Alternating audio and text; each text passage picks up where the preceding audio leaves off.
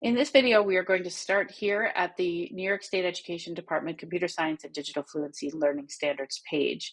This page, again, could be found by typing in NYSED CSDF. Hopefully you did bookmark this in the first module. And what we're going to do is scroll down to the center to where you see the standards example document. We're going to click on the link that you see there.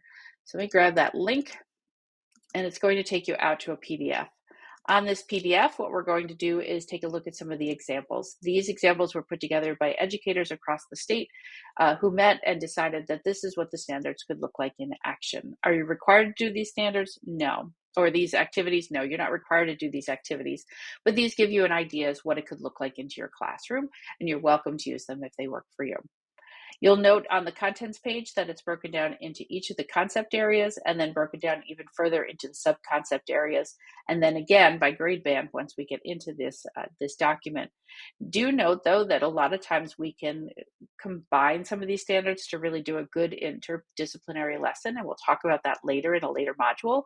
But just be aware of that as you start to think about where these fit in your classroom. So I'm going to scroll down to impacts of computing, and I'm going to go to grade band 7-8. And you'll note here on grade band 7-8 that it showcases the standard identifier. So you don't actually see the standard on this page, so you might want to pull up that document and have that open in another tab or that one printed so you can see what the standard actually was asking. And then you can explore these standards in this document. So you'll have anywhere from 1 to 4 examples for each of the standards. So you'll have an idea of what it could look like, and you'll want to take some time and go through these.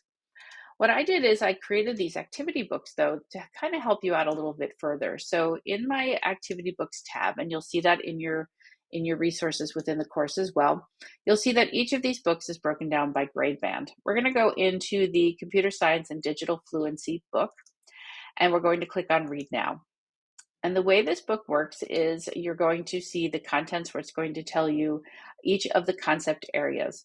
And I'm going to click onto the impacts of computing one. You'll see that all 4 of the sub-concept areas are listed. You're going to see the sub-concept area listed on the page.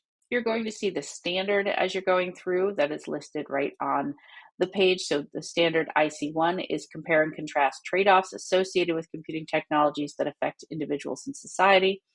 You're going to see then listed the clarifying statement. Topics that could be addressed include but are not limited to free speech, communication, and automation. And then at the bottom, you're going to see those same examples that you saw in that PDF, but put on this page with the standard to help you understand what the standard is and what it could look like in action. So it's just a different way to package it. So whatever way works best for you is the way that I would like you to take a look at these. And then you also, after the page with the standard, you're going to see some examples. So here are some resources that you can use. They're identified whether they're free or they're paid, as you're going through and exploring the resources that you could use for your classroom. So I highly recommend that you take some time and go through each of the concept areas within this book and the sub-concept areas and the activities. So definitely take some time, explore through, read through either the PDF or come on into this book creator book and take a look at them here. Whatever works best for you is the way you should explore these standards.